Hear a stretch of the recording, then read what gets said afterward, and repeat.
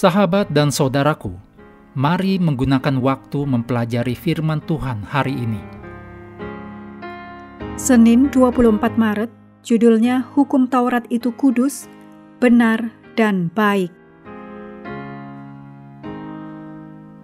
Kita mulai dengan doa singkat yang didasarkan dari 1 Yohanes 3 ayat 23. Dan inilah perintahnya itu, supaya kita percaya akan nama Yesus Kristus anaknya, dan supaya kita saling mengasihi sesuai dengan perintah yang diberikan Kristus kepada kita. Amin.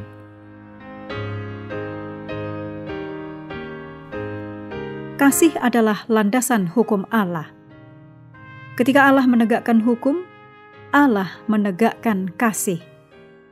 Inilah sebabnya mengapa Yesus mati untuk menyelamatkan orang-orang berdosa, agar Yesus dapat menegakkan hukum dan pada saat yang sama memberikan kasih karunia kepada kita. Dengan demikian, Yesus bisa menjadi adil sekaligus membenarkan orang-orang yang percaya. Roma 3 ayat 25 dan 26. Sungguh suatu ekspresi kasih. Oleh karena itu, hukum bukannya menjadi tidak sah melalui proses penebusan, malahan semakin dikukuhkan.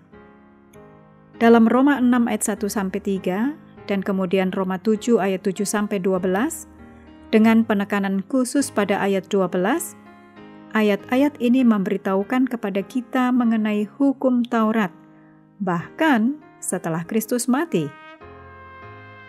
Pada saat beberapa orang percaya bahwa kasih karunia dan penebusan membatalkan hukum Taurat, Paulus dengan jelas menyatakan bahwa kita tidak boleh terus-menerus berbuat dosa agar kasih karunia bertambah. Sebaliknya, mereka yang berada di dalam Kristus karena iman telah dibaptis dalam kematiannya, dan karena itu menganggap diri mereka mati terhadap dosa dan hidup bagi Kristus. Hukum Allah bukanlah dosa, namun hukum tersebut antara lain membuat dosa dan keberdosaan kita menjadi jelas bagi kita. Itulah sebabnya, hukum Taurat itu kudus dan perintah itu juga kudus, benar dan baik. Roma 7 ayat 12. Tidak ada yang lain selain hukum itu yang mengungkapkan kebutuhan kita yang besar akan keselamatan, akan penebusan. Keselamatan dan penebusan yang hanya diperoleh melalui Kristus. Oleh karena itu, kami tidak membatalkan hukum Taurat karena iman, tetapi sebaliknya, kami meneguhkannya. Roma 3 ayat 31. Kristus datang bukan untuk menghapuskan hukum, tetapi untuk menggenapi semua yang dijanjikan dalam hukum Taurat dan kitab para nabi. Oleh karena itu, Kristus menekankan bahwa selama belum lenyap langit dan bumi ini, satu iota atau satu titik pun tidak akan ditiadakan dari hukum Taurat. Matius 5 ayat 18. Hukum Allah itu sendiri melambangkan kekudusan Allah, karakter kasih, keadilan, kebaikan, dan kebenarannya yang sempurna. Imamat 19 ayat 2, Mazmur 19 ayat 8 dan 9, Mazmur 119 ayat 142 dan 172. Dalam hal ini, penting bahwa menurut Keluaran 31 ayat 18, Allah sendiri yang menuliskan 10 perintah Allah pada loh batu.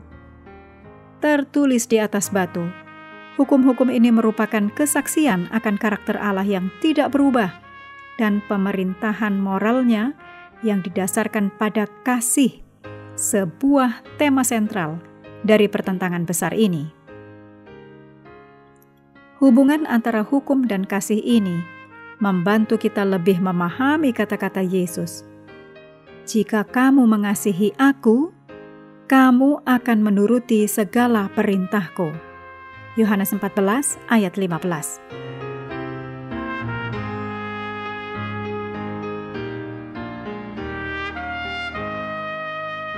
Mengakhiri pelajaran hari ini, mari kembali ke ayat inti Roma 13 ayat 8. Janganlah kamu berhutang apa-apa kepada siapapun juga, tetapi hendaklah kamu saling mengasihi, sebab barang siapa mengasihi sesamanya manusia, ia sudah memenuhi hukum Taurat.